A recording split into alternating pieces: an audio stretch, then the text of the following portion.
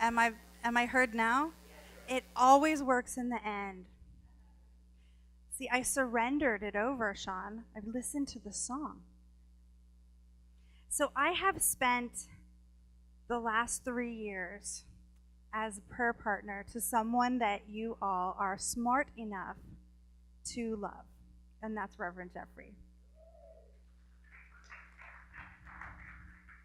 And I'm lucky because he adopted me, very much the way he adopted you. He found me as a brand new ministerial student at our first retreat for the ministerial students, and Dr. Kathy Hearn said, okay, everybody pair up with a prayer partner for the next semester.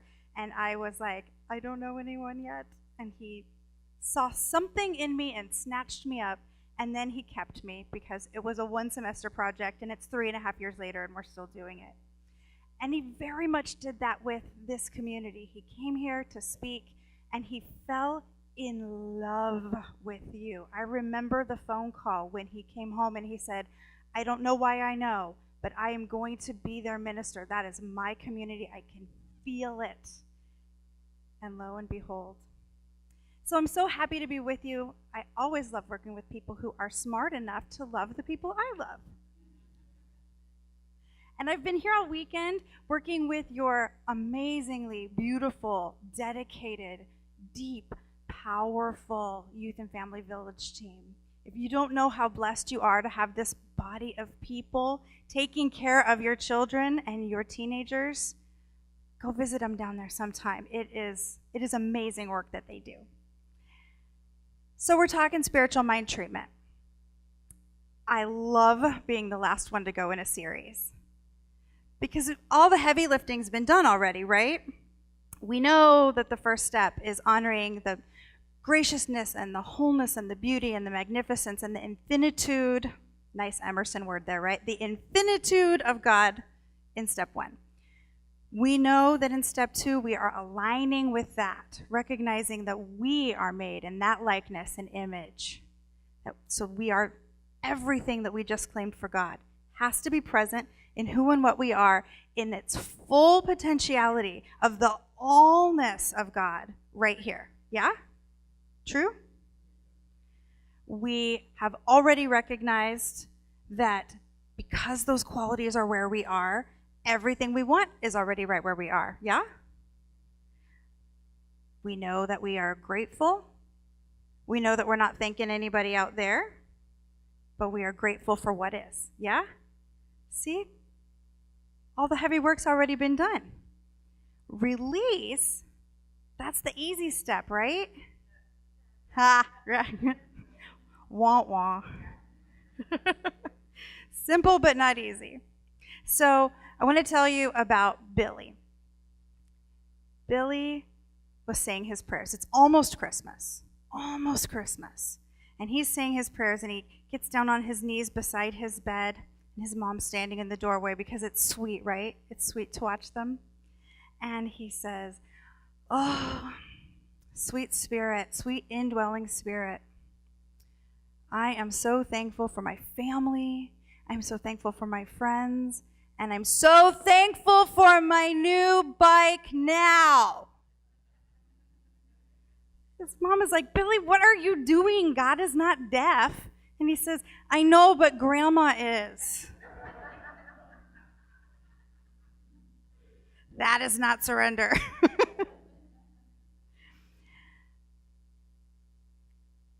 So release is simple, but it's not easy. So what do? I have my favorite way that I release. My favorite way to release is, and so I release this word into the action of universal law, knowing that it is done, and so it is.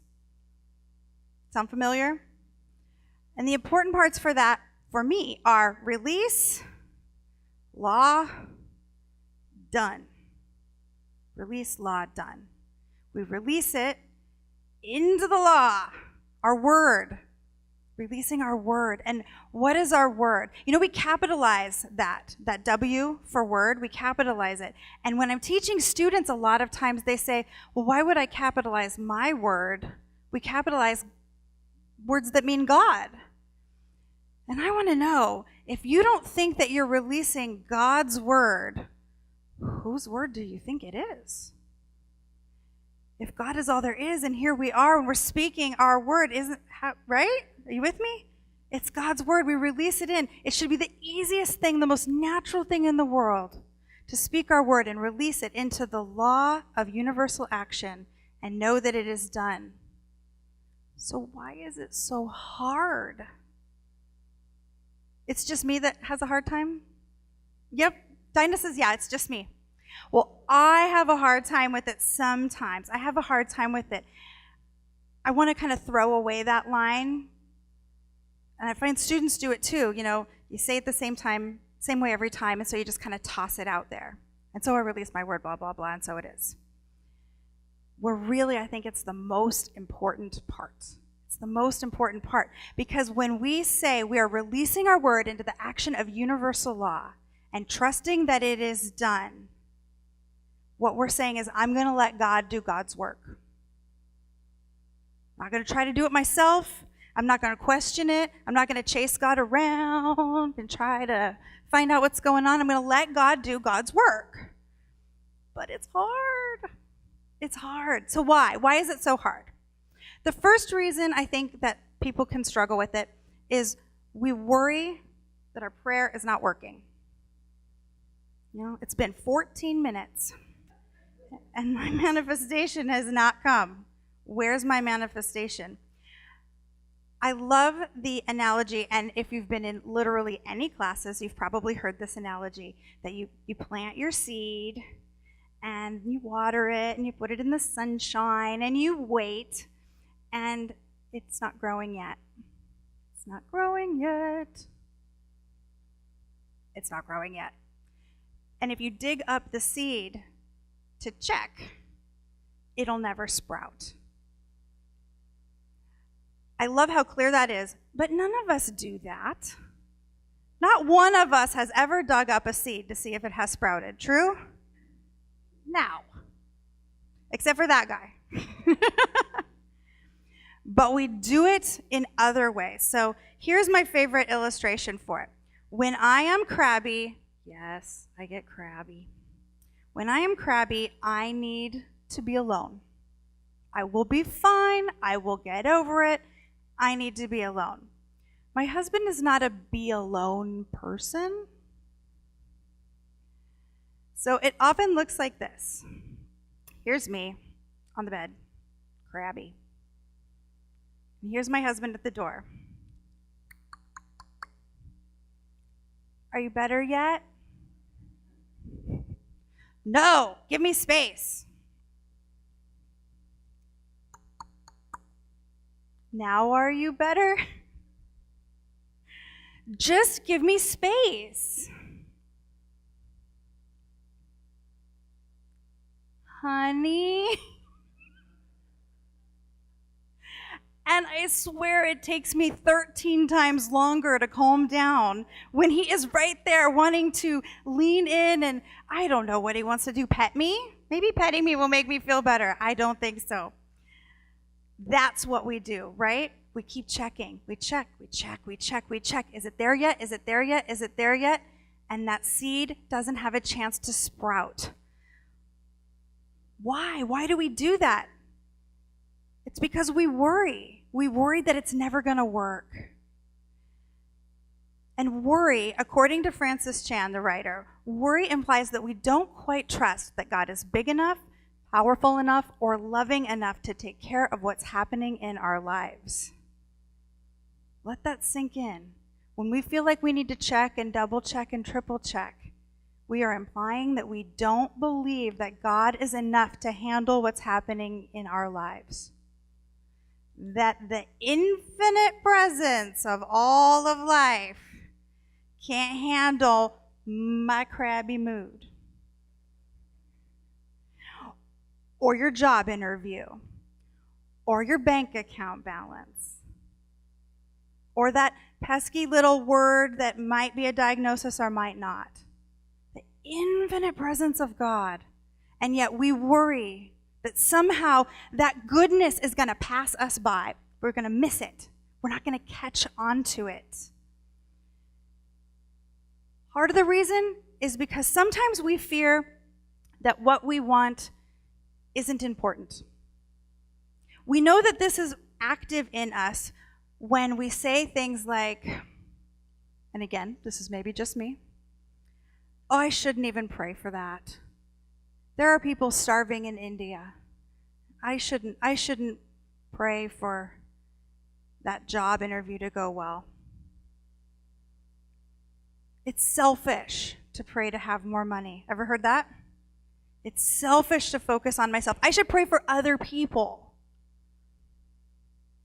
It's a belief that either what we're calling forth isn't important, or that we're not important enough to that same infinite presence.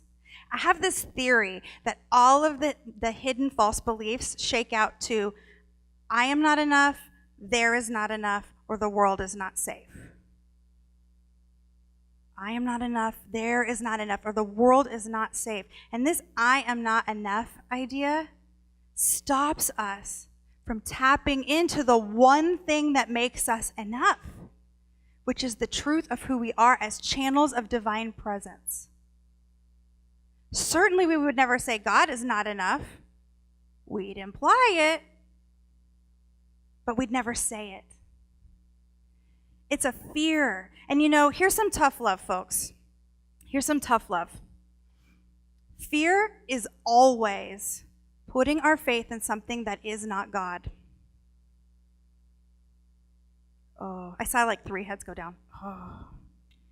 Fear is always putting our faith in something that is not God. Our faith lands in, I am not that.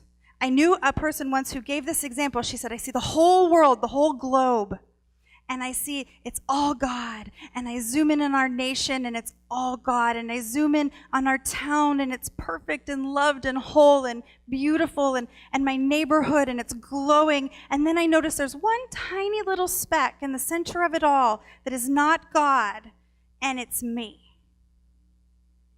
In all of the universe, just me isn't enough to get that prayer manifested, to get that life of the divine. Shannon Adler says that fear is the glue that keeps you stuck, and faith is the solvent that sets you free.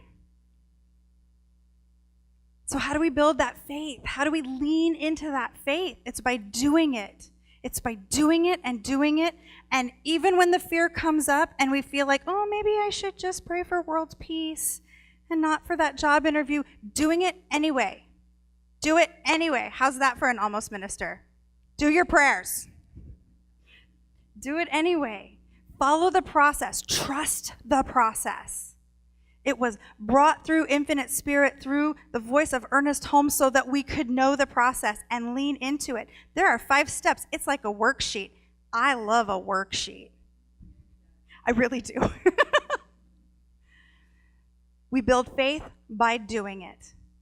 And as we build our faith, the fear falls away. I pray for everything. Pray for everything. Pray before every meeting. Pray before every family event. If your family is like some families I've known, you might want to pray twice before every family event. Pray for harmony. Pray for beautiful weather. Pray for the financial health of this community. Pray for the financial health of every person in this community. It's good for you. You can't pray for anything that you don't get yourself, but you have to remember to pray for you too. So often, that's what I hear. People don't pray. Why? Because they don't trust God to do God's work for them. Because they don't think they're good enough. And if you don't think you're good enough, can you surrender it over? Can you release your word believing? No. You might say the words, but you don't mean them. And that's no good. The law is impersonal. Remember that phrase, the law is no respecter of persons? That was an intimidating phrase the first time I heard it. Like, what do you mean? I'm a person. I want to be respected. The law is no respecter of persons means it always works, no matter what. It doesn't know you don't think you're good enough. It doesn't know you think that it's not good to pray for your own benefit. It doesn't know that anybody ever thought that. It doesn't know big and little. It doesn't know size. It doesn't give a darn if you ask for $10 or $10 million. It's impersonal. It always works. It always brings what you press into it, believing no matter what. So you don't have to think you're worth it yet, if that's where you're at. But you do have to use the tool and press it into that impersonal law. So if we're worrying that it's not working, then we need to go check. And the cure for that is to let it rest. If we're worrying that we're not worth it and we need to justify or run away, the cure for that is do it anyway. Do it anyway. Do it anyway. But I think the biggest reason that people get stuck on this releasing step is because we say, and I release my word into the action of the law, and I trust God to do God's work, and I let it go, and so it is. But there's this voice inside our head sometimes that says, but I should be independent and do it myself. God helps those who help themselves. Y'all heard that? We think we have to do it ourselves. Whether that means we don't pray for ourselves at all, or it means that we say we're releasing it, but we try to hold on to it, we think we have to do it ourselves. So I have 5 children, and my daughter Lauren, who's 23 now, she's very independent. And when she was little, she didn't let me help her do anything. Putting on leggings took 25 minutes. You have no idea. And she would say, I do it my own self. I do it my own self. And that's what I hear when I hear people say, well, I shouldn't need to pray for that. I shouldn't need to surrender that. I can handle that myself. I'm independent. I'm an independent woman. I pay my bills. I'm an independent woman. I can solve my own problems. I don't need to pray for every little thing. And we think that it's a virtue to be independent. But here's a little bit more tough love. Is it independence or is it spiritual arrogance? Ooh, I know. Go ahead and frown at me. It's okay. She said mean words. Is it spiritual arrogance? Can we do anything without God? Can we? Is there anything without God? Are we without God? No. So when we think we're doing it our own self, we aren't. We're just letting God do it and then not giving God credit. Spiritual arrogance. We think we know, but we don't know. We think we know, but we don't know. You want the sure deal where you don't have to check on it, you don't have to justify it, you don't have to control it, you don't have to juggle it. You want the sure deal? This guy wants the sure deal. I'll tell you then, because you're ready. The sure deal is to let God do God's work, to know what your work is, and to let God do all of the rest of it. All of it. And what is your work? What is my work? To say the prayer. Say the prayer. That's it. Our job is to recognize when it's time to speak a prayer. And then speak the prayer and let it go. So our job is to... Very good. Speak the prayer and let it go. Let's try one more time. Reverend Jeffrey is watching. Our job is to... And whose work is it? And who's better at it than we are? Oh, that's so much easier, isn't it? It's so much easier. We want the sure deal. I want the sure deal. I want to know that I have everything lined up, that I don't have to control it, that I don't have to justify it, argue about it, worry about it, think about it, be concerned if it's a good prayer or a valid prayer or an anything kind of prayer. I just want more God in the world. And that's what I want for everyone in this room. More expressing of God right where we are, wherever we are, whatever we're doing, whether we're praying for a nice, easy meeting, whether we're praying for more harmony in our family, whether we're praying for this center to be filled, overflowing with people of every color and every gender expression and every political persuasion and every socioeconomic status and every level of understanding of this teaching, because some of them are going to be brand new. We got to pray it, and then we got to let it go, because whose work is it? God's work. So instead of concluding this talk, I get to conclude all 5. So I feel fancy. Also, I have this fancy goblet, so I feel extra fancy. So Ernest Holmes, you might have heard of him. Yeah, the founder of our teaching, Ernest Holmes. In the textbook on page 38, I always get asked, which page is that quote on? Page 38. He said, real prayer is a steadfast determination to attain some purpose, the letting go of all that opposes it, a complete reliance on the law of good, and an unqualified trust in spirit. An unqualified trust. So that when we say, I release my word, that which I have spoken from my heart, into the law of universal action, that always works for everybody, no matter what. And I trust God to do God's work, which is frankly all of the work.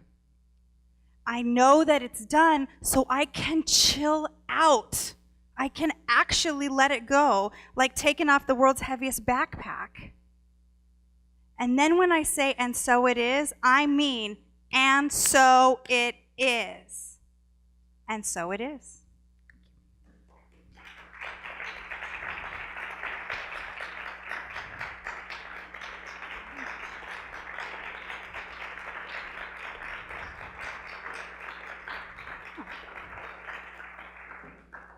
Thank you, thank you. So let's take that into some prayer, y'all. So what I know is this, that there is one power, one presence, one truth, and it is God Almighty, infinite spirit. Powerful, amazing, magnificent. It is love and abundance. It is truth and wholeness. It is everything good all of the time, no matter what. Literally, it is the ever-givingness of life to its own creation. And what I know for myself is I'm made of that. It's all there is to be made of, and I claim it and I know it, that I'm made of that God stuff, built in its likeness, in its image, and filled to my very tips of my toes with the potentiality of its qualities, of that same love and abundance and wholeness and freedom and joy and everything wonderful. And because I know this for myself, because I've done the work to be able to know this for myself, I can know it for everyone within the sound of my voice. That each is whole and perfect and complete exactly as they are and exactly as they are not. Made in that same likeness and image of an infinite spirit that loved them so much that it created them out of itself and breathed them into life. And so when I'm speaking my word for a room of divinity, which is the absolute truth of this room, what I know is that right where we are, wholeness is in its fullness. Right where we are, a mighty healing is taking place in the hearts and minds of each beloved, wherever they're at. What I know is abundance is pouring forth in this community. What I know is whatever is needed is supplied. That God is doing God's work right where we are, every moment, every breath, every thought, every time. Every time. And I'm thankful. I'm so thankful. Just overflowing with the gratitude of the knowingness that we are each supported and loved and upheld and expanded by infinite spirit. I'm so thankful for the truth of our healing now, for the truth of our Godness now, right now. And so I release this word into the action of universal law, trusting absolutely that God is doing God's work, so I can let it go and let it be. And so it is.